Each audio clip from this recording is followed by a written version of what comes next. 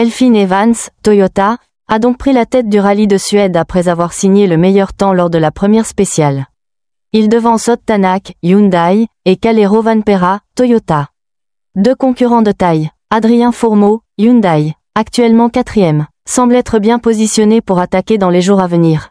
Le champion du monde Thierry Neuville, Hyundai, bien qu'ayant dominé le shakedown, se retrouve pour le moment à la 5e place après cette première spéciale. Le rallye de Suède commence donc sur une note assez intéressante avec Evans en tête. Mais il y a encore beaucoup à jouer, et les positions peuvent rapidement changer.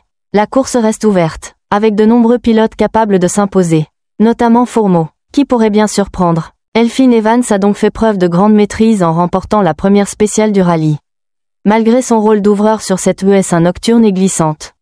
C'est un bel exploit, surtout sur la glace, où les conditions sont souvent complexes. Il a devancé Ott Tanak, Hyundai, et Kalle Rovanperä, Toyota, qui ont terminé à égalité avec lui, seulement une demi-seconde derrière. Thierry Neuville, Hyundai, n'a pas eu la même réussite en raison de soucis avec l'intercom. Ce qui a influencé son temps et l'a relégué à la 5e position. Ces petits problèmes techniques peuvent vite faire la différence dans ce genre de conditions où chaque seconde compte. Evans, en tout cas, semble en forme et prêt à défendre sa position de leader, malgré la difficulté de juger les points de freinage en pleine nuit. Il reste à voir si ses rivaux, comme Tanak ou Rovanperä, seront capables de réagir dans les spéciales suivantes. Adrien Fourmeau semble être dans une bonne dynamique après sa performance en ES1. Bien qu'il ait terminé à 1,2 secondes devant, il reste confiant et optimiste pour la suite du rallye.